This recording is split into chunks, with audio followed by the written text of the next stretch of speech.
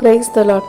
இன்றைய நாளில் ஆண்டவர் சொல்ல விரும்பும் வார்த்தை, என் ஜெபத்தை தள்ளாமலும் தமது கிருபையை என்னை விட்டு விலக்காமலும் இருந்த தேவனுக்கு ஸ்தோத்திரம் உண்டாவதாக.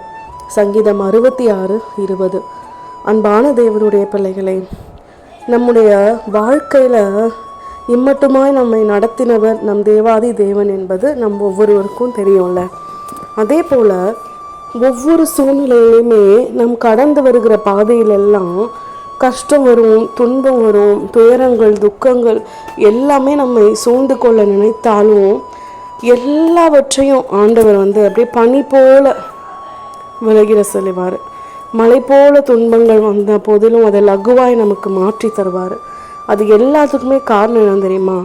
நம்ம ஜெபிக்கிற ஜெபத்தை அவர் தள்ளுறதே கிடையாது. என்னை அறிந்து கொண்டவங்க ஜெபிக்கிறாங்க, கிறிஸ்தவங்க ஜெபிக்கிறாங்க, வார வாரம் ஆலயத்துக்கு போகிறவங்க ஜெபிக்கிறாங்க அப்படின்னு பாகுபாடு பார்க்கிற தேவன் அவர் கிடையாது. ஏசப்பா அப்படின்னு ஒரு வார்த்தை அன்பாய் அவரை நோக்கி, உண்மையாய் அவரை நோக்கி கூப்பிடுகிற எல்லாருடைய ஜெபத்தையும் அவர் கேட்டு கிருபையை அளிக்கிற தேவன். அதனால் சோர்ந்து போகாதீங்க, எப்போவுமே நம்பிக்கையை விட்டுறாதீங்க.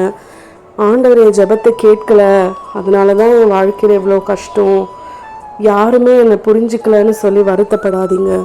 தேவன் நம்மை கைவிடாமல், அவர் கிருபையை நம்மை விட்டு விலக்காமல் நம்மை பாதுகாத்து கொண்டிருக்கிறார். விசுவசிப்போம். ஆமேன்.